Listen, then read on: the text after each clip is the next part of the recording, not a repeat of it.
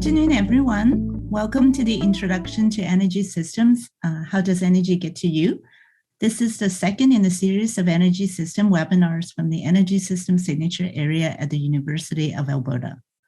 The Energy Systems webinar series has multiple sessions. Each session builds on topics of the previous sessions to give participants a more complete picture of energy systems and our current transition to a low hydrocarbon future. We will emphasize a multidisciplinary approach, focusing on technologies and processes, environmental and societal impacts, and their mitigation, ethical considerations, and how energy systems integrate into our daily lives.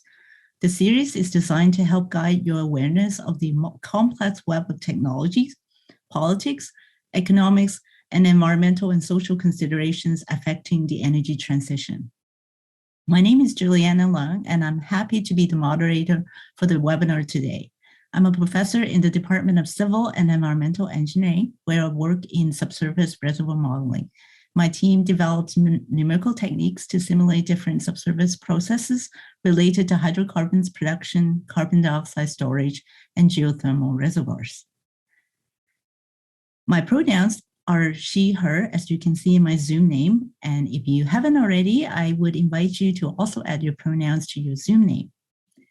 We begin our webinar by respectfully acknowledging that the University of Alberta is located on Treaty 6 territory, a traditional gathering place for diverse Indigenous peoples, including the Cree, Blackfoot, Métis, Nakota Sioux, Iroquois, Dene, Ojibwe, Saulteaux, Anishinaabe, Inuit, and many others whose histories, languages, and cultures continue to influence our vibrant community. As we explore energy systems, we acknowledge the territories, communities, and peoples that have been essential partners in the research. We are truly grateful to have the opportunity to work, study, and live on this land. Today, in our second session, we will be answering a very interesting question. How does energy get to us? All energy forms follow complex pathways from extraction or generation through processing and transport before we can access them. In addition to the physical infrastructure, our access is also governed by markets and policies. To help answer this question today, we are very lucky to have 4 esteemed speakers from the University of Alberta and Alberta Innovates to walk us through the different steps along this pathway, showing us how each step influences our society's relationship with energy and how understanding the entire pathway is essential to our energy transition. And our speakers today are Vanessa White. She's the Director of Renewable and Alternative Energy at the Alberta Innovates. Dr. Orin Brown, who is the Postdoctoral Research Fellow from the Department of Chemistry at the University of Alberta. Dr. Tim Weiss, who is the Industrial Professor from the Department of Mechanical Engineering at the University of Alberta, and Dr. David Brown, who is the Associate Professor from the Department of Economics from the University of Alberta. Each speaker will give a 15-minute presentation. At the end of the 4 presentations, we'll open the panel to audience questions. So you can submit your questions through the Q&A box on Zoom throughout the session. Please include the name of the speakers you're directing your question to so that we can direct that appropriately. The Zoom chat is also available for you to discuss among yourselves, share thoughts, and ask about technical challenges. Please be sure to also stick around at the end to take our survey. In fact, you can also take it now. The link will be on the chat box as well. The survey is aimed at understanding what you might like to see offered in the future after this webinar series. The information will be used to help us develop an energy systems curriculum. And as I said, you can find the link to the survey in the chat. We are excited to present today's session and encourage you to sign up for future webinars. Past, present, and future webinars will be posted on the Future Energy System YouTube channel and the Energy System Signature Area website as soon as they become available. And so let's get started. Our first speaker is Vanessa White, pronouns she, her, and she's the Director of Renewable and Alternative Energy in Clean Resource Division at Alberta Innovates. Prior to joining Alberta Innovates, Vanessa is a professional engineer and spent more than 20 years in the upstream petroleum industry, where she drove innovation and developed a diverse background in project management, technology development, and pilot operations. So, Vanessa, welcome, and please share your screen. Thank you. Hello, thank you. Very excited to be here and thank the University of Alberta for inviting me. I'm excited to be here today. So just to confirm, my screen is showing. So good afternoon. As was mentioned in my introduction, I look after the the renewable and alternative energy portfolio at Alberta Innovates. And prior to pivoting into the renewable energy sector, I had a long career in the oil and gas industry. Today's presentation allows me to draw on my knowledge from these two areas of the energy industry and to draw parallels to describe the differences in the energy that we extract from the ground.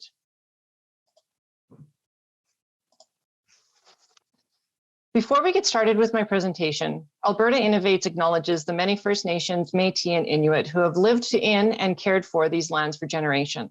We are grateful for the traditional knowledge keepers and elders who are still with us today and those who have gone before us. We respect the histories, languages, and cultures of First Nations, Métis, and Inuit, whose presence continues to enrich our vibrant community.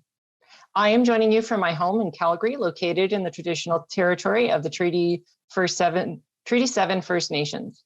I make this acknowledgement as an act of reconciliation and gratitude to those whose territory we reside on or are visiting.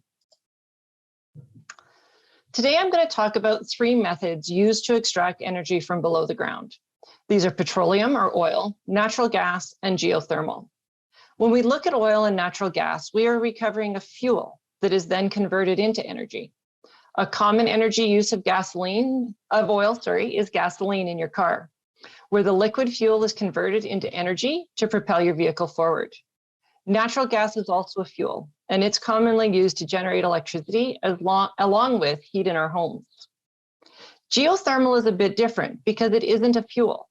When we talk about geothermal, we are recovering heat, which is already a form of energy.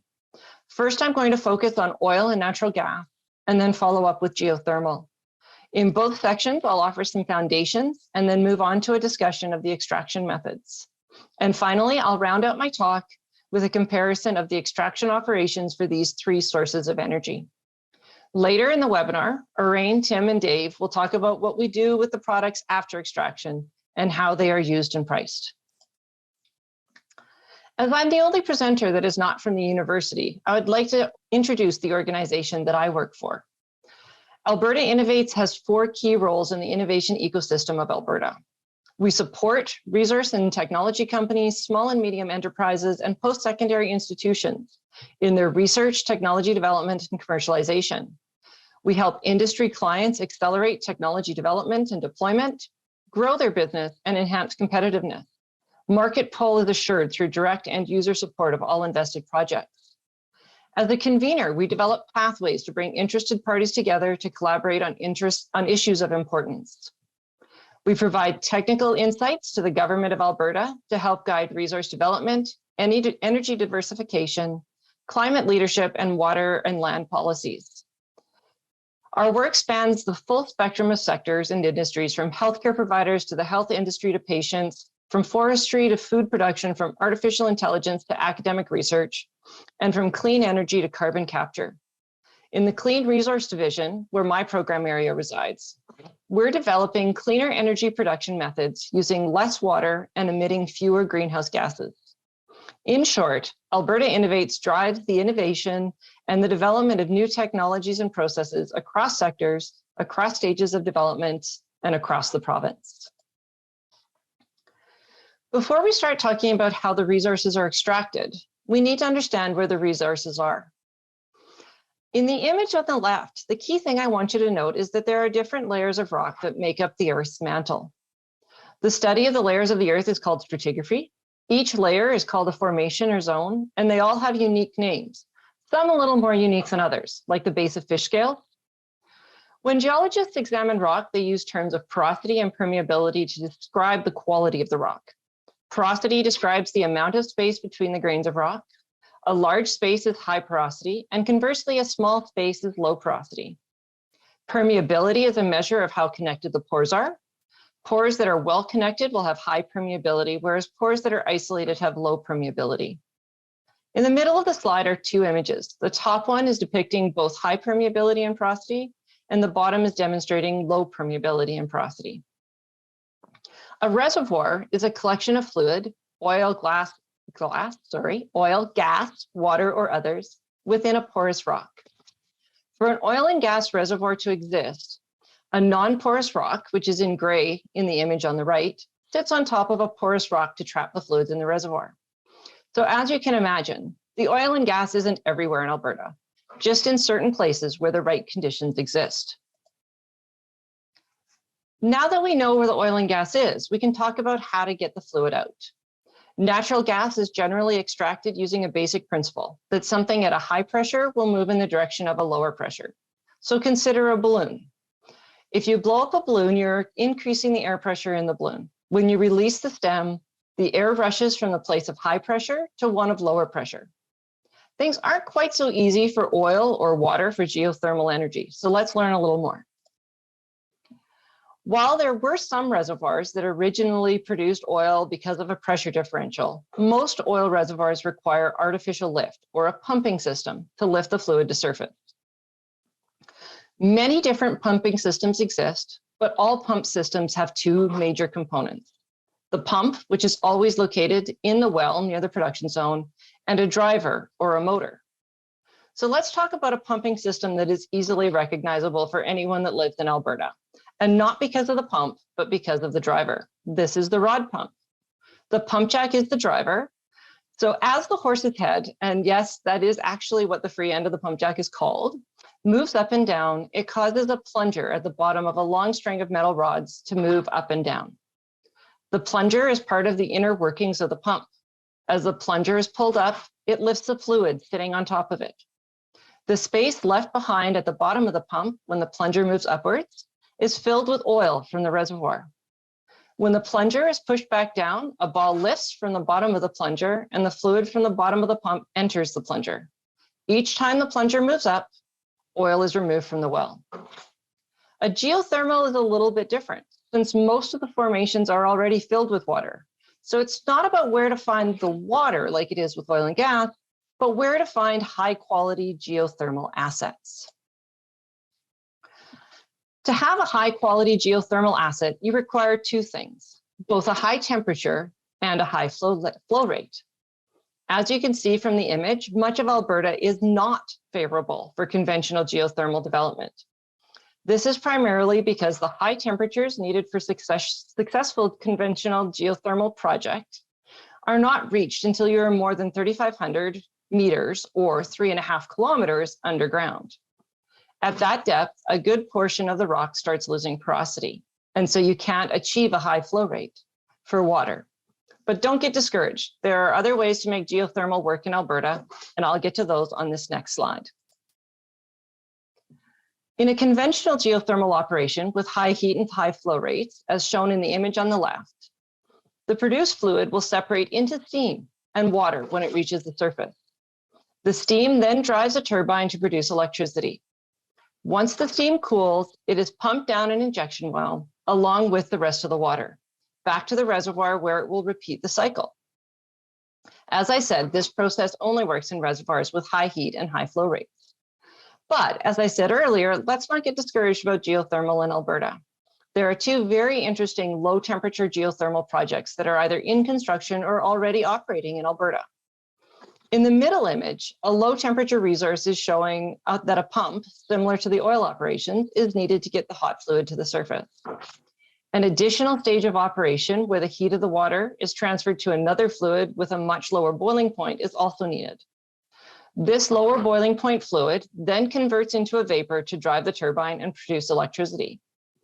Futura Power is currently developing a low temperature geothermal project at Razor Energy's Swan Hills operations. The image on the right side of the slide represents a made in Alberta technology, the Everloop. This technology eliminates the need for high flow rates from a geothermal resource. Instead, fluid is circulated through pipes in contact with the formation to extract the geothermal heat from the rock. The low temperature Everlight demonstration project has been operating since December 2019. This technology has the potential to work in high temperature and low porosity situations. Now let's take a look at how oil, natural gas, and geothermal operations all stack up against each other. As you can see from the chart, there are actually quite a few categories where all three operations are very similar. One is land use, where each operation requires a plot of land to drill the wells from, and an additional plot of land for the central operating facility. Regulatory, which is all governed by the Alberta Energy Regulator and their natural resource extraction regulations. Emissions, during the extraction phase, diesel engines or electricity are needed to drill, complete, and produce the resource. With geothermal, though, since the resource is heat, not a fuel like petroleum or natural gas, it doesn't have emissions when it's converted to electricity. And security of source, where quality varies across the province. If we're to think about some of the advantages of hydrocarbons, oil and gas, we think of high energy density, which means that a large amount of energy can be produced from each individual unit of resource, and that oil and gas is very prevalent in the province and relatively easy to produce, especially in the case of natural gas. A harder to produce hydrocarbon is the bitumen that was discussed in the first webinar of this series. Some of the advantages of geothermal are that it can be non-emitting during regular operations, depending on the design of those operations, and that geothermal is renewable. Again, remembering that the resource is the heat that is contained in the reservoir, and that the source of this heat is actually the Earth's core. We have history from the province's oil and gas operations that demonstrate that the heat of the fluids recovered from some reservoirs have not declined in over 50 years. And finally, that unconventional geothermal does actually have significant potential within our province. So to wrap up, the extraction processes for oil and gas and geothermal energy resources have quite a few similarities. I thank you for your time, and I look forward to questions at the end of the other presentations. So I thank you, Vanessa. So our next speaker is Dr. Orin Brown. So Orain is a postdoctoral research fellow in the Department of Chemistry and also Chemical and Materials Engineering at the University of Alberta. And Orain completed his PhD in chemistry with a focus on catalysts relevant to crude oil upgrading. So we are happy to have you here today to discuss about processing. All right. Thanks very much, Juliana. And thanks for starting us off, Vanessa. All right, so today I'd like to look at what's in your gas stack and just to sort of get a feel of the processing that goes into filling up our gas tank when we pull up to a gas station. So I don't know if anybody's been to a gas station recently. I know I have. And I paid a whole 136 cents a liter. So the question is, what are you really getting when you pull up to the pump and fill your gas tank? Well, the first thing I'd like to call your attention to is that almost all pumps will have this notice saying that the fuel contains up to 10% ethanol. And that's because the fuel that we have currently is a mixture of biofuels and fuels from hydrocarbon sources. I'd just like to look briefly on the processing that goes into both of these segments of fuels. I'm going to start off with biofuels and then I'll look at the hydrocarbon sources. Now, the biofuels that we use are in gas that's blended into gasoline is mostly ethanol. And ethanol starts out at a number of facilities in the Canadian context, at a number of facilities all across Canada. And I have this map up here just to show you some of the main sites where ethanol is produced. Now, you see these icons on screen looking like corn or wheat. And I've done that because those are the major sources of ethanol in Canada and in North America, in that corn and wheat are converted to ethanol, which we end up using in our gas tank.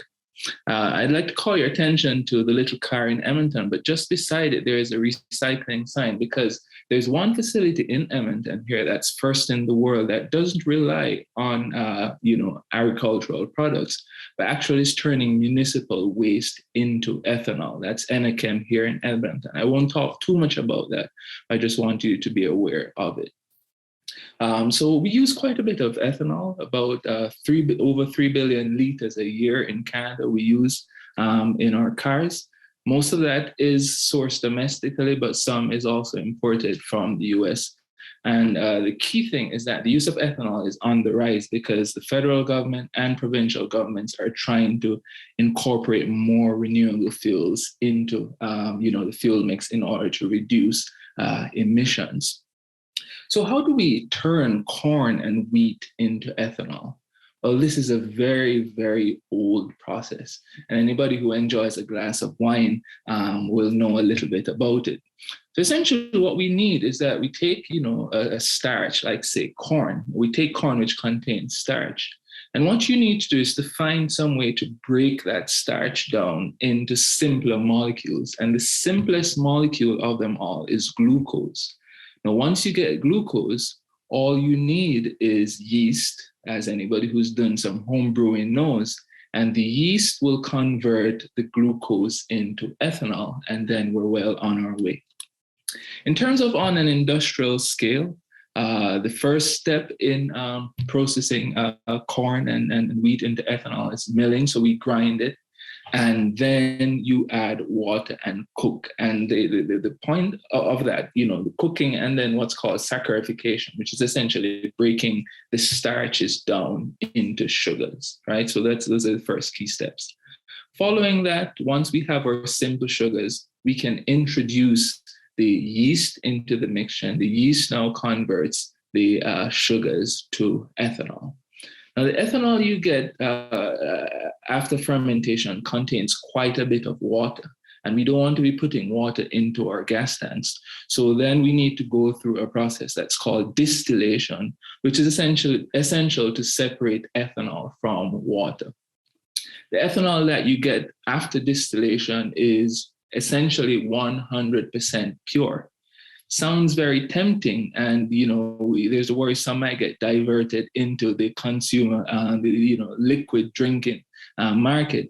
So what happens is that ethanol is then denatured, which is essentially you add chemicals to usually dyes or chemicals to make the ethanol extremely bitter, just to discourage anybody from taking a sip from the fuel ethanol taps. So once you've denatured the ethanol, then all that's left to be done is put it on a truck and transport it to your refinery, where it's going to be blended with gasoline. And then it's sent to your gas station, where you can pay 136 cents a liter for it. Now, using ethanol as a fuel has a lot of benefits. The most obvious is that it's a biofuel. If we're sourcing it from plants, we can always grow more plants. So it has the potential to have zero carbon impact. Not quite, but it has the potential to. It reduces our dependence on fossil fuels. Every liter of ethanol we're using is a liter of gasoline that's not being used. It's also a very important component for us in Canada in terms of meeting our emissions reduction targets, right? So, the more biofuels we use, the less net emissions we have going into the atmosphere. And we can source this from many raw materials. We can use corn, wheat, in some countries, sugarcane. And it has the added effect, because we're using these commodity materials, of ensuring that you get stable prices for grains for farmers and so on. But this is a double-edged sword, because of course, if we're using an agricultural commodity, that's going to be competing with food sources. So it's been reported that just over a quarter of all of the corn that's planted in the United States and Canada is converted to ethanol for fuel. And so that means that those persons who need corn to eat, livestock or human beings, of course, are going to end up competing with, ethanol for corn for fuel. And so that drives up the prices. And then ethanol is not as energy dense as petroleum. So you get less energy out of a liter of ethanol as opposed to pure gasoline. And ethanol is not completely carbon neutral because quite a bit of fossil fuels have to be used in growing the crops, processing, distilling, and transportation. So it's not exactly free of fossil fuels, but it still has its benefits. Now, we want to look at the other side of the gasoline equation, and that's the hydrocarbon side, which makes up the majority, the major part of the gasoline that you put into your tank. So we want to look a little bit of that. And we're going to look mostly at it in the Alberta context because most of the hydrocarbon fuel that we get comes from bitumen, which is sourced from the Alberta oil sands. So we're going to look at it in that context. Now, as you see here highlighted in pink in this diagram on the left, that oil is distributed in Canada. It's mostly in Western Canada, and Edmonton is a central point for processing and transshipment of much of this oil that's produced in Western Canada. As you see, most of it comes from just north of Edmonton here, and most of the pipelines converge in Edmonton. And here in Edmonton, with all those pipelines converging here, transporting oil, it's quite natural that there are going to be quite a number of refineries. And what these refineries essentially do is that they take crude oil and they separate it into its various components. Right. So there are 4 refineries in the Edmonton area, and these refineries together process about 400,000 barrels of crude oil every day. So essentially in Edmonton, we're producing enough fuel for 1 million gas tank fill-ups every single day. So quite a bit of fuel is being produced. And as we see on the right, the vast majority of a crude oil that comes here is converted to either gasoline and diesel along with other products. Now, the question is, what happens in these refineries? Well, it's simple, really.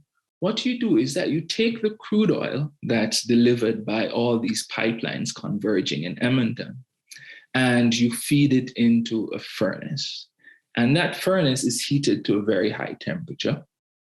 And what that does is that it causes the crude oil to boil, right? So it evaporates. And then that vapor is fed into a tower, and that vapor rises because we know that hot air rises. And as that vapor is rising, the different fractions that are in crude oil begin to cool at different temperatures. And so there are collectors, at different zones in this cooling tower. And so different fractions are collected. And the fraction that we're most interested in is close to the top here, gasoline, which boils at about 25 to 60 degrees Celsius. Now, it's not quite as simple. There are other processes that are taking place. I just described for you fractional distillation. But in addition to that, there are processes such as cracking, which if you have very large molecules in your crude oil, you can break them into smaller ones. There's hydrotreating. And what this does is that it removes sulfur and nitrogen, which are very noxious pollutants if they get burned in your gasoline. And there's another process called catalytic reforming, which is essentially changing the structure of molecules so that the fuel quality is much better. There's some special requirements as far as Alberta's oil is concerned. So ideally, you just want to take crude oil and send it to a refinery to do the process that I just mentioned. But with Alberta oil, there is a catch. And the catch is that Alberta oil is rather viscous and dense. So if you look at this graph here, it looks complex, but essentially what I want you to pay attention to is that this is Alberta oil. It's a measure of the density and viscosity of Alberta oil. It's put together in this descriptor that's called API. So Alberta oil has a low API, about 7 to 10, right? Now, in order for the oil to be put into a pipeline, it has to have a minimum API of 19 or 20. So the oil that we have is too viscous, too dense to be put into a pipeline. So what has to happen is one of two things. The simplest thing to do is we just dilute the oil. we add a solvent, it's diluted, and then we can put that into a pipeline and send it to a refinery. The other option is something that's called upgrading, which is essentially you do some processing on the oil that either removes carbon or removes some components of it. And the result is that you get a product that is less dense, less viscous, so that now can be transported in a pipeline to refineries to be processed. There are challenges with both of these in that there are costs that are added. If you need to put extra diluent or if you need to do upgrading, then you're adding lots of cost. And in the case of upgrading, it requires fairly high temperatures. So you're adding some greenhouse gases to the process. But we need to do that in order to get the oil to market. So if we look at a more realistic flow of what happens to Alberta Oil, essentially we start with our oil sands deposits. We get to the first step is extraction that was discussed in an earlier session. Once you have extraction, you get this bitumen that, as I mentioned before, has an API of around 7 to 10, dense and viscous. So what do we do with it? The first thing is that we send it to tanks to be diluted. Now, once this bitumen is diluted, it flows much better. And as you see here, the API changes to 20 to 22. So it's less dense, less viscous. So that diluted bitumen, you can do one of two things to it. You can either send it in a pipeline directly to a refinery, and then the refinery can take that diluted bitumen and process it into fuels, or you can send it to a facility that's called an upgrader.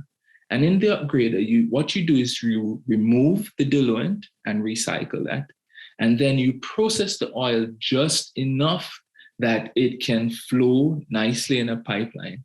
This oil is now called synthetic crude oil, and that synthetic crude oil is then sent to a refinery to be finally processed into gasoline.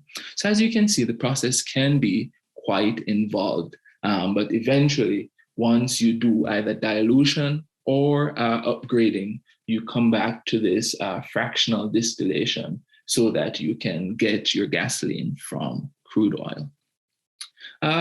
Of course, there are benefits and challenges with everything. So with fossil fuels, they're nice because they have high energy density, they're widely available and easy to ship and store. But we know that these are non-renewable fuels and they contribute to CO2 emissions, and they have significant environmental and land impacts. So that's something that's to be concerned about. But I'll come back to where we started. I hope now you have a good grasp of when you go to the gas tank, all the work and processing that goes on behind the scenes, so that you have the privilege of paying 136 cents a liter for your fuel. So with that, thank you very much, and I'll hand back to the moderator. Thank you, Orain, for the very interesting presentation. Our next speaker is Dr. Tim Wise, pronouns he, him. Dr. Wise is an industrial professor in the mechanical engineering at the University of Alberta. His research focused on renewable energy development and energy storage, particularly related to wind energy. Tim worked for the Pembina Institute and the Canadian Wind Energy Association, as well as an advisor to the Alberta Minister of Environment and Climate Change. So Tim, please welcome, and please share your screen. So I'm going to shift gears, and I'll try to introduce the idea of how does the electricity that we consume get to us when we flip the switch. Now, most of us probably don't spend a whole lot of time thinking about what goes on when we flip the switch. Maybe that occurs to us when we flip the switch and the light doesn't turn on, or maybe when we go to pay our bills. But I'll leave that component of the discussion to the next speaker, Dr. David Brown, to talk about the price that we pay when we do flip that switch. But for the most part, when we flip the switch, the lights come on, and we're happy to have that electricity. But we don't often think about what's going on behind that switch. And in fact, there's actually a whole lot of complexity behind our wall. So I'm going to try to answer some of the question of where does our electricity come from, with a focus on Alberta, but also briefly touch about what's going on, or where does it come from in Canada? How do we get it?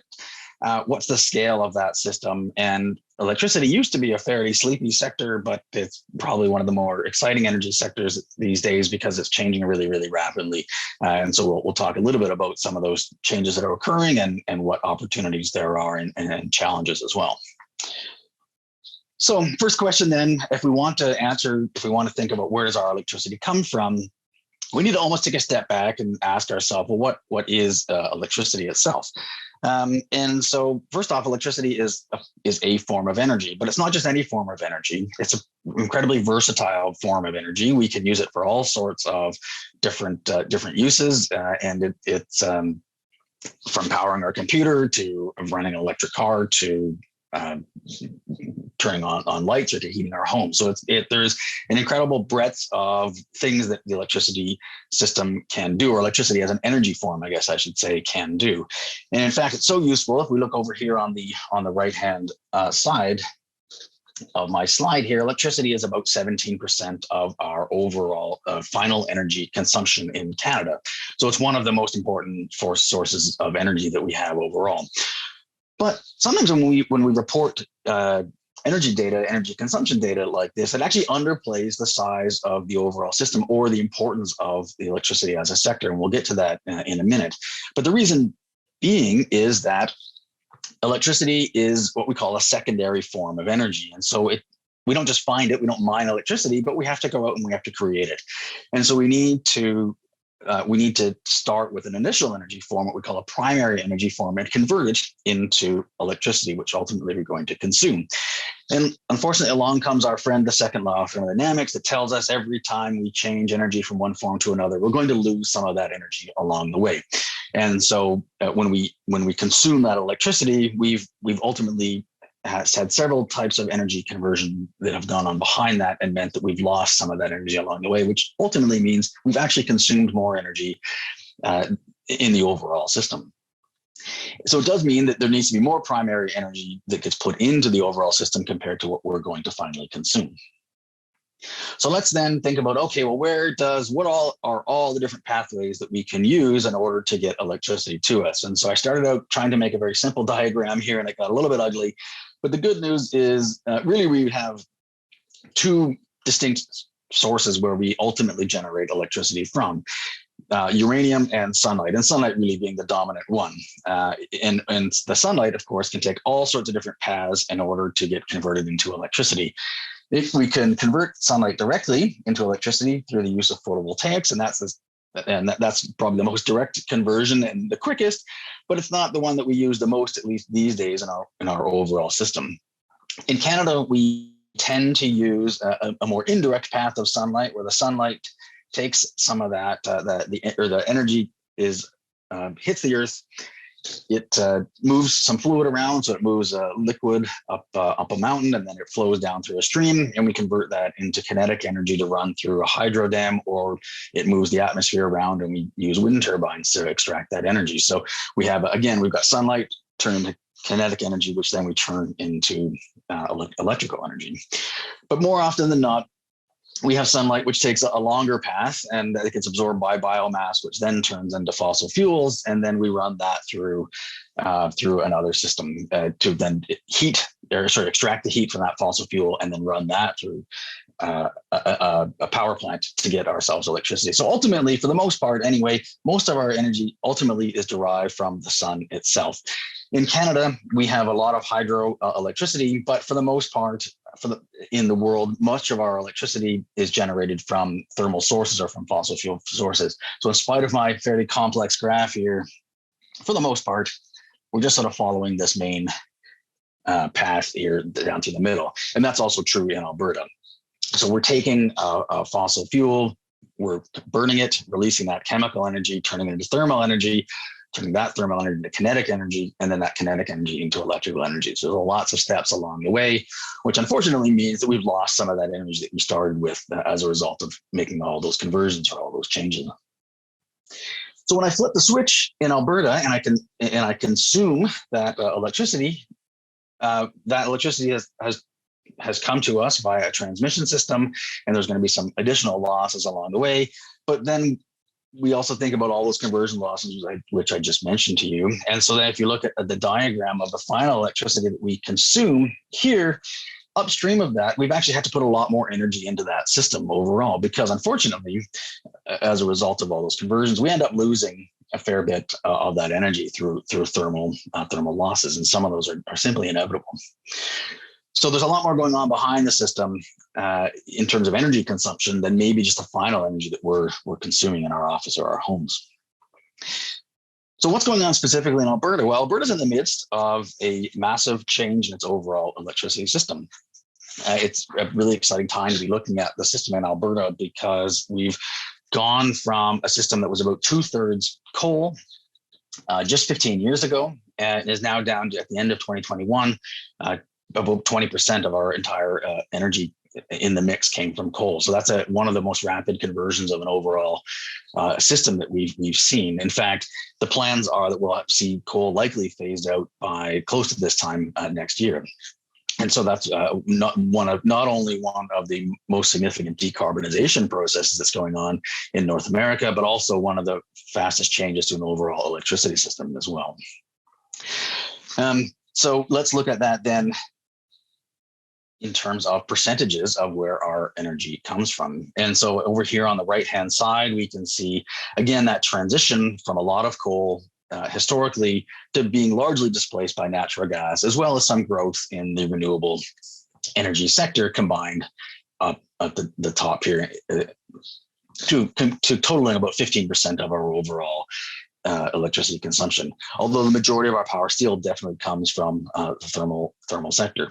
Now, you might think we really have we still have a long way to go, and that's probably true. There's still a lot more decarbonization that needs to occur in the Alberta electricity sector. But the good news is, going back to what I had said earlier, is that when the more and more renewables that we add on to the system, is they don't have those same thermal losses. And so when the more renewables that I'm adding to the system, if I go back to my diagram at on the left-hand side here, the more that I'm adding on this side, I'm also commensurately diminishing the losses that are going on in the system. And so that means I put less and less energy into my overall system, the more thermal energy that I actually take out of it.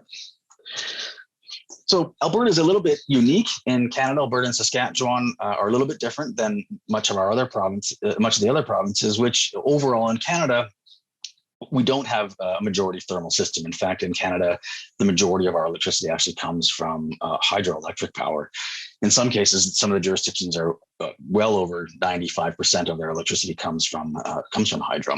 And if we include other non-emitting sources such as nuclear power, wind, and solar, our entire system on average is about 80% non-emitting. And we're also, not only is Alberta phasing out coal, but the entire country is, and that should be completed at least by 2030. So we are seeing a transition occurring all across the country as well.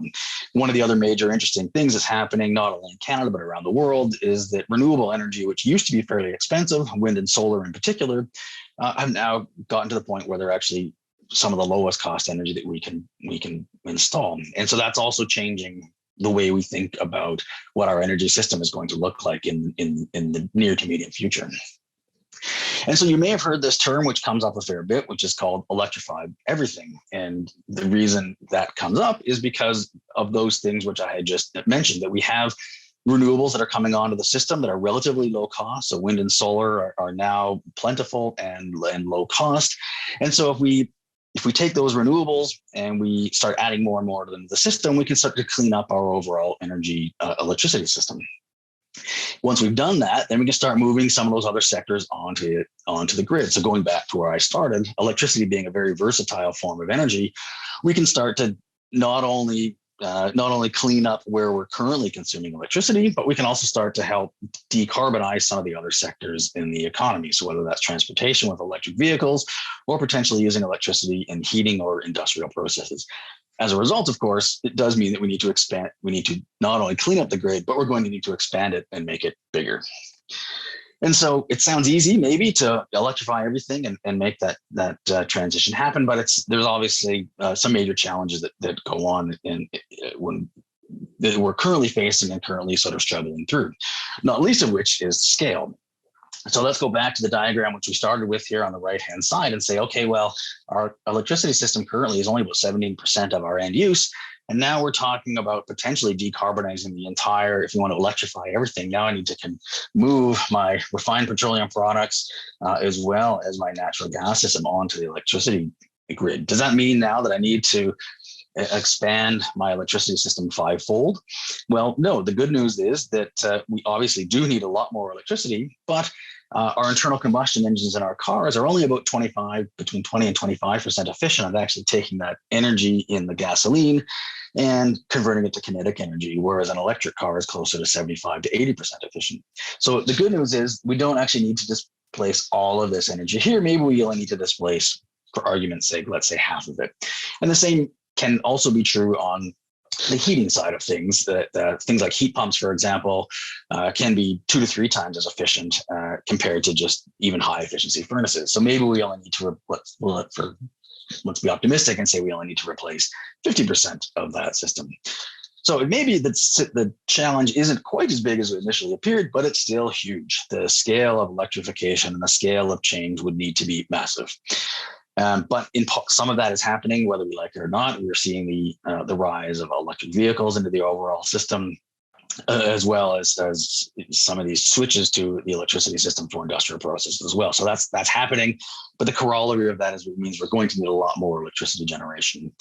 Of course, if we're adding more wind and solar onto the system, as we know, wind and solar does what it wants to do. The wind blows when it wants to blow and the sun shines when it wants to shine. And so we have to integrate that, or we have to manage that variability in order to make sure that when I go back to pressing that light on my wall, that the lights turn on. And so we need to be able to manage that either through backup, which currently is done through having things installed like natural gas, or ultimately adding batteries to the system or more transmission into the system to be able to interconnect the provinces with each other a little bit better. So we have the ability to pull from one province to another when we have variations in wind and solar. So let's just very, very quickly take some hypothetical numbers. But if we take the data from the first week of January and look at actual performance in Alberta, so at the bottom here, we've got the wind and a little bit of solar.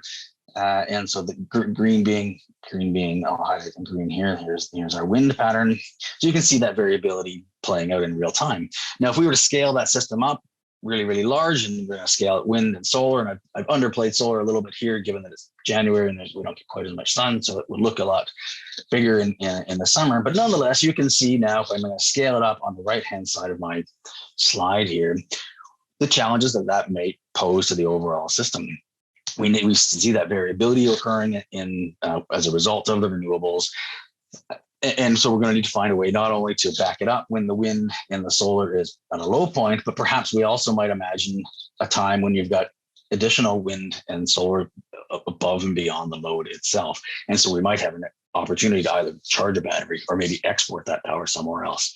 So those open up some of the interesting conversations and debates and thinking that's going on in the overall system right now is how do we start to integrate some of these new technologies, whether it's storage into the overall system, or how much transmission are we going to need to build out to take advantage of the fact that we have a province like British Columbia, for example, beside us, which has lots of hydro and potentially can act as a battery. And when the wind is blowing in Alberta, we run the wind turbines, and when it's not, we can draw on some of the hydro and vice versa. So those are some of the active debates that are going on. So that sounds easy, that we just borrow each other's electricity, but of course, our current system is much more set up for north-south trade than it is for east-west. In fact, most of our provinces are relatively poorly interconnected to one another. British Columbia sells a lot more power down to California than it does to Alberta, and Quebec also sells a lot more power into New York than it does into its neighbors. And so our current system would need to be rethought. We would need to add a fair bit of infrastructure in order to sort of to integrate the entire country to accommodate sort of the scale of renewables that we might be thinking about if we really did want to electrify everything. And so finally, summing up, then if we want to have a lot more electricity on the system, a lot more renewables on the system, we're also going to need a lot more transmission. And so the idea of scaling up, electrifying everything brings with it the idea of a lot more energy infrastructure, whether it's in the actual generation side itself or on the transmission side of things. So some of the work that we're doing at U of A to address some of these questions, I'm doing some of this research with my colleague Andrew Leach, and these are a few of the projects that we've been working on, looking at things like how wind turbines have evolved in Canada over the last few years, what type of transition we might see in the Alberta electricity sector as different policies start to play out, as well as we imagine different technology mixes in the system, how might that impact prices or demand in the overall system? And so those are some of the questions that we're wrestling with as part of the future energy systems. So with that, I'll hand it over. Thanks for your time. Thank you, Tim. Thank you for the presentation. Our next speaker is Dr. David Brown.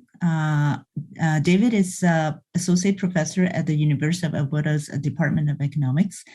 He holds a Canada Research Chair in Energy Economics and Policy and is the President of the Canadian Association for Energy Economics. His research lies in the intersection of energy economics, industrial organization, and regulatory policy. So thank you, David. And please go ahead if you can share your slides. Thank you. Okay, so thank you. Yeah, so I'm really happy to be here today. I actually learned a lot. So I spent my entire life thinking about electricity, and Tim told me a lot that I didn't know. So I really appreciate it. So yeah, today really the goal I want to get out of this talk is to give you a picture of how electricity markets function. And Tim gave a lot of discussion about how electricity is created effectively. Me as an economist, I just take that for granted and I say, okay, given the electricity as a potential resource that I can utilize, how do we create a market system to deliver that electricity to you as a customer? So to you as a consumer of electricity.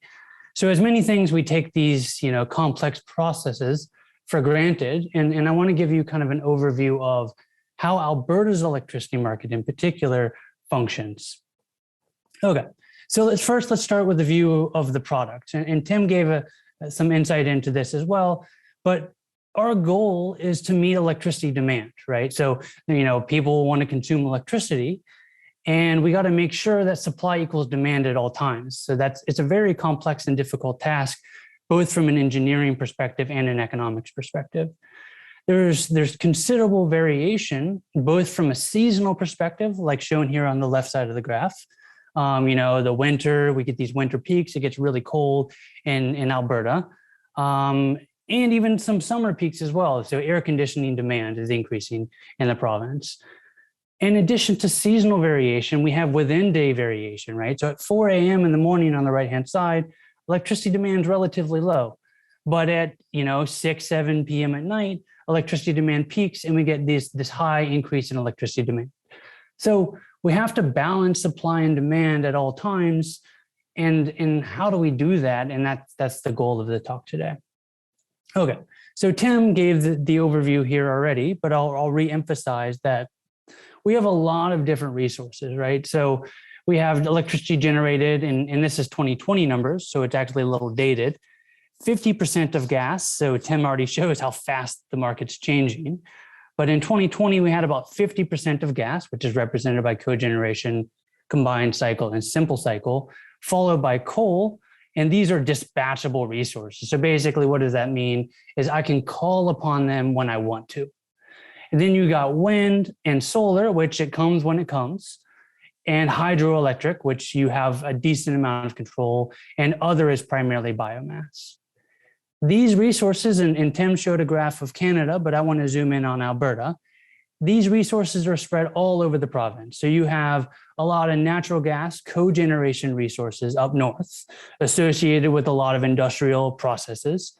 You have coal, which is largely compressed around Edmonton and a bit near Red Deer and down towards Calgary, and a lot of natural gas. And then down south, you've got a lot of wind and some growing solar. And the reason why these resources are distributed where they are is because of a lot of real world constraints. So wind is the largest potential in southern Alberta, as shown here on this graph. It's just the strongest wind speeds down there. Hydro is located primarily towards the mountains where we have water resources. Cogeneration is located up north where it's associated with a lot of industrial processes. Okay, so at a high level, what I'm trying to show you here is we have these dispersed resources all over the province, right? So the question is, how the heck do we bring all of this together to supply electricity? And that's what I want to get to today. So how do we bring these both fuel diversity and location diversity together to supply electricity from an economics perspective?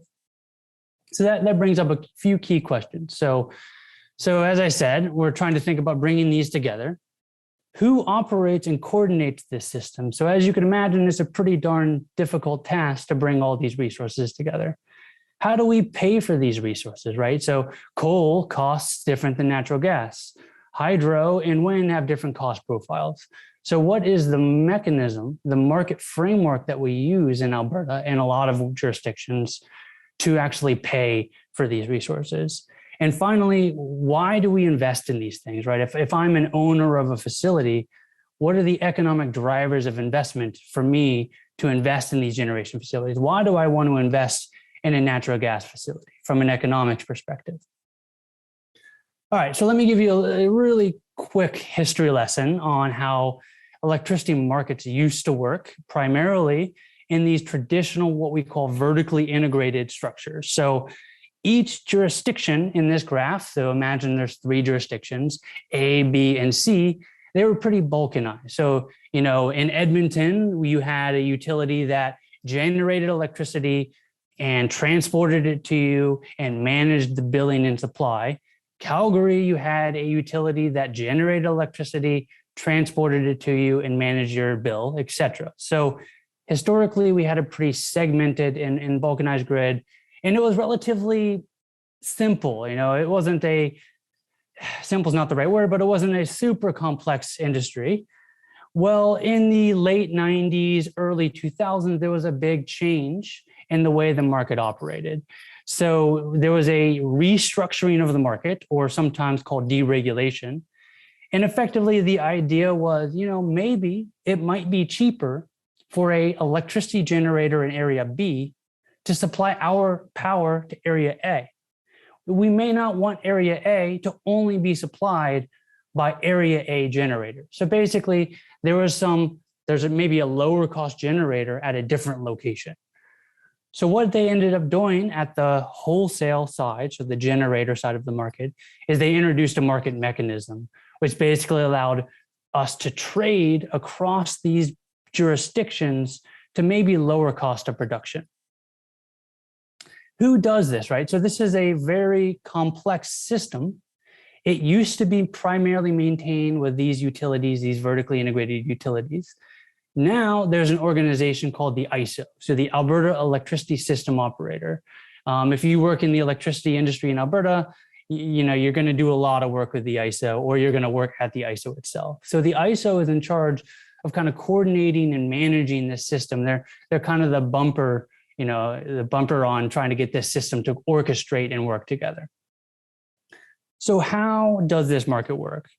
So the wholesale market is effectively an auction. So the ISO holds an auction for every hour of the day. Generators, so we have a ton of generators, all those dots on the map. Generators submit their bids for each unit that reflect their willingness to supply electricity. And effectively, you can think about it as, hey, I'm willing to supply electricity at this price. The ISO takes these bids, stacks them up into something we call the merit order. And then it's effectively supply and demand intersect. So that merit order is the willingness to supply. So it's effectively a supply curve. And where demand, which, we're really close to real time here. So where demand intersects that curve is effectively where the market clears. So in the middle of the night, we get low prices. So say 10, 20 bucks. In the morning, you get higher prices because demand is higher. We're moving higher up that supply curve. $30, $40 is our electricity price. And then when everyone's coming home and turning on their appliances, where supply intersects demand, we get potentially large prices. And on really cold days in Edmonton, or in Alberta, I should say, you know, a lot of us are in Edmonton. On really cold days, you're going to get these potentially really, really high prices because you got to kick on a relatively more expensive generator. So in essence, this is the workhorse of the electricity market from a market side, is you have this wholesale market, which is an auction, and the supply curve is reflected by bids. And the ISO just clears the market where supply equals demand. So in essence, you know, it's a pretty nice solution to a relatively complex problem. And this is the way that we do the complex dance of supply demand for generation. Okay, so how do the economics of this work, right? So this gets more towards the question of why the heck would I do this? If I'm a firm, why would I participate in this process? And there's a lot of jargon on this graph because I took it from someone, but ignore the jargon. Okay, so in the middle of the night, the prices are relatively low and we're not making a lot of money. These resources are just breaking even. In the morning, demand is higher and you get a higher uniform price. So this price is higher. Well, notice these cheaper resources, say a wind or a cheap gas unit or a hydro unit, they're in the money now. So they're actually earning a price above their marginal cost of production, which was their bid, right? So, hey, I'm starting to make some money here. This I'm starting to make some money really drives the economic incentives to be in this market. And then in high demand hours, the price is really high. And notice a lot of people are making money.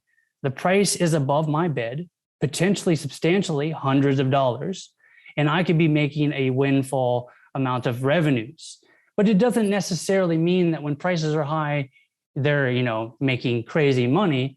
They use this money to pay for the cost of building these plants, right? These plants are hundreds of millions of dollars. So there's this balance of, yeah, they may be higher, the prices may be higher than my marginal cost, but also I'm using this money in the short term to cover my large fixed cost of investment. So that's effectively, in a nutshell, the way these markets operate, and the economics are primarily, not solely, but primarily driven by the economics they can earn in these hourly auctions. So let me give you a graph, and Andrew Leach has come up, and I'll call him out again. Thank you, Andrew Leach, for this graph. So the merit order curve, this is an example of a merit order curve. Let me just spell out a couple points here. You end up with really low cost generation, so really low bid generation at $0. This tends to be some coal, because some coal generators want to make sure they're running a part of their unit to satisfy engineering constraints. Cogeneration, which is a byproduct in a lot of circumstances from an industrial process. They're just going to sell their excess heat to make some money. You've got wind down here. You've got imports from neighboring provinces, so British Columbia primarily. Then you start to get to these positive bids. So you start to get to some positive natural gas bids. Coal is in here. And then you get really expensive resources. This is hydro generation. So hydro is basically bidding up at the highest price possible because they could turn on, but they don't really want to use this water for generation because they're trying to satisfy other constraints they face, like ecological constraints, et cetera. So in essence, this is what an example of a merit order curve would look like in Alberta. And as demand varies, so imagine, let's hold the curve constant. As demand varies, prices are going to fluctuate. They're going to bounce around this merit order curve. So this is why you actually get a decent amount of volatility in the hourly wholesale price. So this was last winter. You can get prices really close to zero and then potentially prices all the way up to $800 or $900 a megawatt hour. What's happening is that supply and demand intersection is occurring and that market clearing price is bouncing around based upon that intersection. Now I don't have a lot of time, but I do want to really emphasize that you don't necessarily see this volatility, right? So you're going to see an article in the Edmonton Journal that says prices were $1,000 per megawatt hour last night. And, you know, I grimace a little bit. I'm like, yes, we do pay it at the end of the day, but our bills are smooth. And I want to make sure you get this takeaway from this conversation. There's a retail side of the market, which we won't get too into the weeds. And I laughed at this picture. but there's a retail side of this market that manages this variability. So retailers effectively offer an insurance to stabilize our bills, right? So you go on a utilities website, say you go on EPCOR's website, they'll offer you a 1-year fixed price plan. Effectively, the retailer is absorbing the volatility that they face in this wholesale market, because most consumers don't want to see this volatility. They absorb that variability. They do pass the costs kind of on an average basis down to us, but we don't observe that extreme volatility in prices. At the end of the day, we're charged for the underlying cost of the resources. We're also technically charged for the insurance they're providing to shield us from this volatility. But it is important to recognize that there is a middle step between these prices and the bills that we see for electricity. So with my last minute here, I want to kind of just highlight some challenges that we're going to face, that we're already facing. Alberta has something called an energy-only market design. And this market design, what that means basically is the primary revenues that we receive as firms, imagine I'm a firm, is coming from this wholesale market. There's nothing else out there. There's no other primary mechanism out there that gives me money to incentivize me to build a power plant. Those incentives are primarily through that auction. Well, there's big growing debates over the sustainability of a market design like that. So what do I mean? Well, as we get more wind and solar, well, those units bid in at $0. They're effectively, their variable cost is close to zero, if not zero.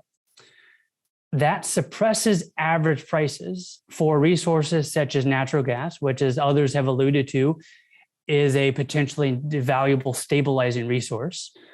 Those lower average prices kind of damage the economics a little bit of these natural gas resources. So there's some concerns that maybe these energy-only market designs like we have in Alberta, and this gets a little in the weeds, but it's important, may not be sustainable from an economics perspective. I would disagree with that statement, but this is an ongoing debate in the economics of how these markets function. On the graph here, I provide an example of kind of an ISO, future long kind of trajectory of the portfolio and the investment. In the near term, there is an investment growth in coal to gas conversions and natural gas. But looking forward, this is their clean tech scenario, which I actually view as more realistic than their baseline, is a pretty darn heavy emphasis on wind and solar resources. The future outcomes are really going to depend upon a lot of things, though, right? So this is just a scenario. It's going to depend upon the stringency and the nature of the environmental policies in the province, global oil and gas demand, which is going to really drive demand for electricity and provision of cogeneration, and technology innovation. And then the ISO, they have some really great people working there that are implementing really important policies, and those policies are going to affect the way these markets operate. Okay, so I'll end there, but I hope you have a better understanding now of roughly how these markets operate from an economics perspective. Thank you. Well, thank you. I now have a lot to think about when I turn on that light switch every day now. Thank you to all our speakers for their excellent presentations and giving our audience an overview of the different steps along the pathway, from Vanessa's talk on extraction, Orain's talk on processing, Tim's talk on delivery and electrification, and Dave's talk on markets and policies. We now can transition to an open panel discussion. So as a reminder, please, for the audience, if you have questions, please add it to the Q&A and also include the speaker that you would like to direct your question to. To get started, I would invite all these speakers to turn on your camera, and we'll start the session. So maybe the first question, general question that probably all of you may have a comment about it, is how often does a full life cycle of an energy source get integrated into the decision making process? We keep talking about the different pros and cons, and right, emissions can come in different parts of this whole process. So does anyone want to get started? Maybe Vanessa, do you have a comment? Sure. Are we talking about the full life cycle costs or the full life cycle of the emissions? So I we've guess got both, right? Like now, even emissions and the economic impact associated with that. Okay, so I'll take a stab at it. I'm not sure whether or not I'm the most knowledgeable speaker in this area, but it's definitely something that my organization considers when we're looking at potentially funding new technology development projects, is really understanding what that full life cycle of the emissions are. Right. So it's not just about once it's in its operating state, but really looking at it. What are the impacts from a environmental standing, from, you know, the manufacturing, or even going earlier to that in terms of the actual extraction of some of the materials that are used in, you know, oil and gas, as we talked about, as a fuel, versus the materials that go into photovoltaics, right? And so what are the impacts of that all the way through to the life cycle, or of the actual operating component of it, and through to the actual retirement of it. With respect to new projects, thinking about it from an economic side of things, obviously the generator, the individual or organization that's looking to put these new installations into place and potentially add them to Alberta's grid, would certainly be looking at the full life cycle costs, again, starting from their purchase costs, their capital at the front end, through their operating costs throughout the entire operating time of the facility, to retirement of that, and potentially replacement if you know, they're forecasting beyond that as to what the continuous operation of that facility might look like. I can just maybe quickly add to that. I would suggest that these days, life cycle, at least from a climate change point of view, life cycle costs are accounted for a lot more now that we have a relatively large carbon, I mean, not large in the quantity of it, but in the breadth of it, a carbon price in place in Canada. And so that you're picking up emissions at all components of, or all steps, I guess I should say, in the life cycle, or components of materials that are at least manufactured or produced in Canada. And so I would say that the carbon price actually helps to internalize some of those life cycle costs that historically we may be ignored. Now, obviously, that if we want to have that included for goods that we import, then we might have to have a bit of an adjustment on globally, but at least if we start thinking about the materials and goods that we're buying and selling in Canada, I would say that the carbon price that we have, both at a consumer and an industrial level, help to internalize some of those life cycle costs when we start making economic decisions about what technologies we're choosing.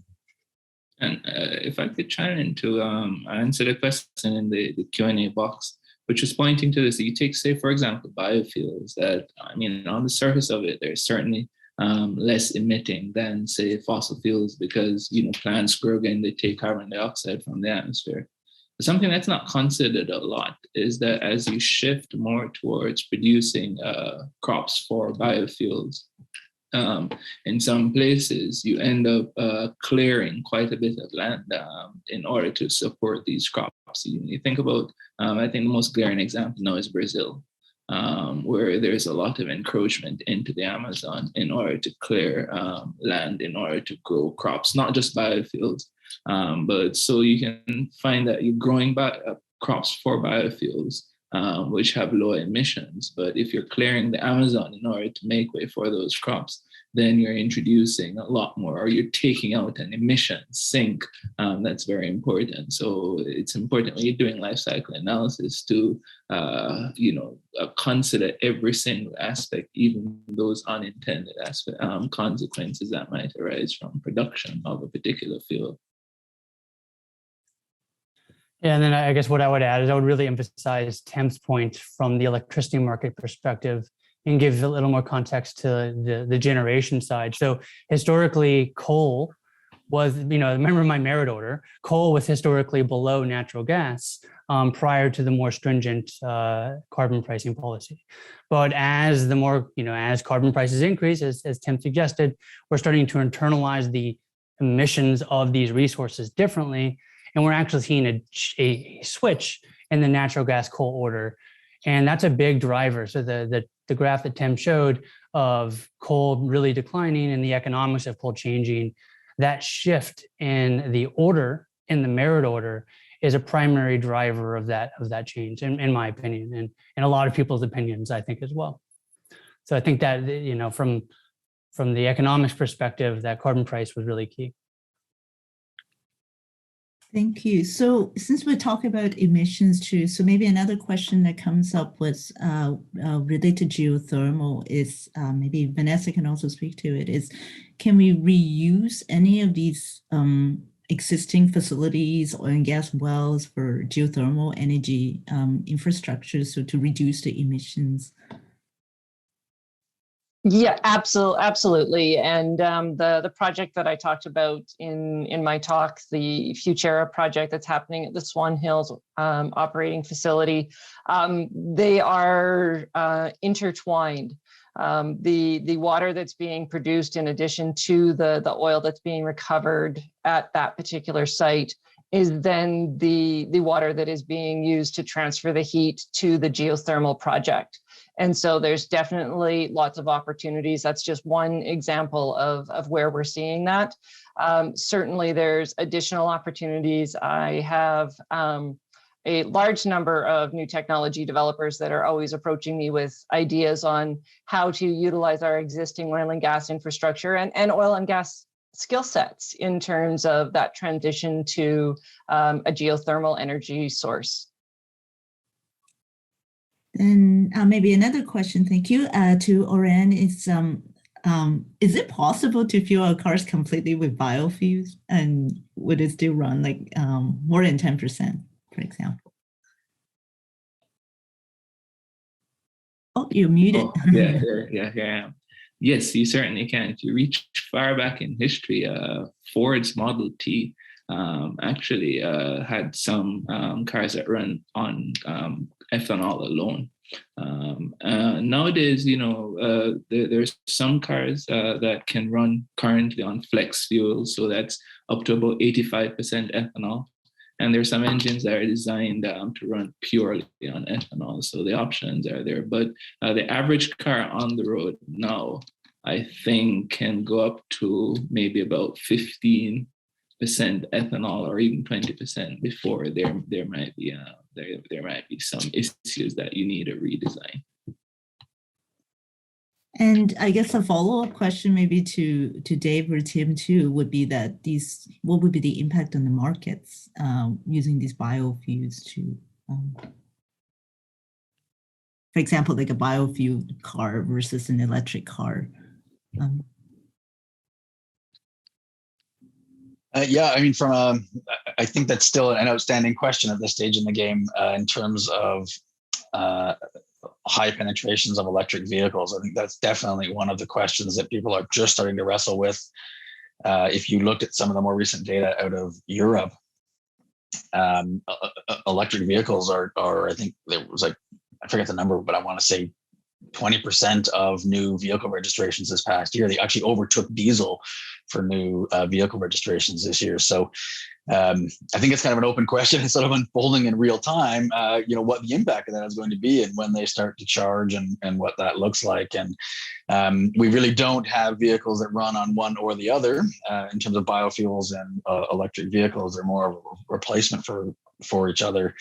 But if you do start to imagine a scenario where the grid is starting to get overstressed as a result of electric vehicle adoption, particularly maybe on the long haul vehicles, whether that's 18-wheelers or trains, then biofuels might be a more reasonable option in that scenario. Definitely one area that people are talking about biofuels in is probably aviation. To Orin's point earlier, that if we want to convert the entire transportation fleet over to biofuels, you have a huge potential land impact and potentially some negative land impacts from a result of land use changes. But certain sectors that might be otherwise harder to decarbonize, particularly the aviation sector, might be an area where we might see that. I don't know if that answers your question directly, but definitely some of the intertwined things to think about in this complex system.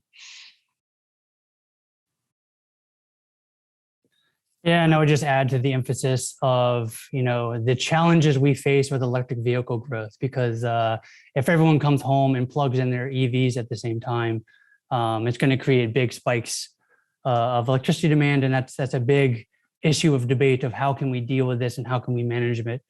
And I guess I take kind of a hopeful perspective of that there are a lot of smart people working on these issues of how do we integrate electric vehicles, and I think there's a lot of things we can do to deal with these challenges, but it is a serious challenge that needs to be addressed. So also like a follow-up question, it's also from the audience, something about micro generation, right? So it's if there be a shift to more locally sourced electricity, and then what would be the impact? I guess maybe Dave or Tim again can probably elaborate a little bit. What would it have, for example, what impact it might have on the energy market? Yeah, I mean, the biggest example of this is California right now, which has a lot of rooftop solar. I think Alberta, I will be surprised if we face the high level of penetration of rooftop solar that California has. But yes, it is a challenge. And some big challenges that places with a high amount of rooftop solar face is demand is relatively forecastable and predictable. And we're kind of building that into our system. But as you get more and more microgeneration, not even just from an engineering side, but from a market side, you're getting now more uncertainty and variability on the demand side, which you have to manage. And that's a pretty complex task to do. So just purely from a management perspective and markets perspective, the higher variability on the demand side is an increasing challenge. Yeah, maybe just to pick up or add to that point, I at the same time, I do see the same way you sort of see electric vehicle adoption as a bit of an inevitability. I think there's no doubt that we'll see more rooftop solar being adopted, given just how low cost it is relatively to where it was even just a few years ago. So we are going to have to sort of plan for that transition. Having said all that, if you're kind of going back to maybe what I was trying to say earlier, that the scale of the system is still so big that I think it's hard to imagine that fully distributed rooftop solar ultimately replaces the overall system. And so it's a kind of a yes and scenario where it's good to have that as supplementary support and in helping the overall system, but it's hard to imagine that you fully get away from the huge transmission system given the reliability and the scale of the overall system. Julianne, if I could jump in and just add a little piece here as well, and maybe this just sort of helps the lead into where we might be heading in some of this space. And so right now there's actually a really interesting microgeneration pilot project that's currently underway at the Cadillac Fairview Chinook Mall here in Calgary. And in this project, Cadillac Fairview's installed solar panels on the roof of the mall, and Max, the distribution facility operator, is setting up their infrastructure to accept the excess electricity that's produced from the photovoltaics. And so, something to definitely watch. Hopefully it'll help give us a good indication on how, industrial microgeneration projects could potentially be added to an urban grid. And so definitely something to watch. I think the intent here is to have the project operational before the summer. And so there's some interesting information out there. And certainly if you go to either the Cadillac Fairview or the NMAX website, you'd be able to get some information about that. Very interesting. And we are having too many great questions, but we don't have too much time. So I would like to pose one last question for all the panelists, is that to sort of kind of summarize everything. We talked a lot about how energy system works and like behind the scene kind of thing. So if you can teach every member of the public one thing about how their energy gets to them, what would be the most important piece of information that you would like for them to understand? So I don't know who wants to start first. Sort of a big question. I can go first. I think the number one thing for me is just remember that it's not easy. There's a whole lot of stuff, as we all described today, that goes in the background. And as Tim mentioned, it's not just flipping that switch. There's a whole lot that happens in the background. And so when we think about it, we should try to remember that there are a lot of industrial processes in the background that is getting that energy to you. Right, and I'd follow up that, Vanessa, with saying that, I mean, a lot of times, it's a pastime to complain about energy prices, but it's just the reality that quite a bit of effort goes into extracting, processing, and distributing these energy sources, and that's reflected in the prices. So just know that it's not an inexpensive process. Yeah, and then I guess I would add that, we've talked a lot about the complexity and the challenges. I guess one key thing that I would like to emphasize is, there's no one solution, right? They're not like batteries are going to solve all of our problems, or wind is going to solve all of our emission problem. It's going to be a lame answer, but all of them are going to solve a lot of our problems, right? So I think it's really important to realize that these systems are complex. There's no single resource or single technology that is going to solve all of these problems. It's going to take a big concerted effort and a bundle of these technologies to kind of address future energy systems. I'm definitely wishing I didn't go last year because everything was.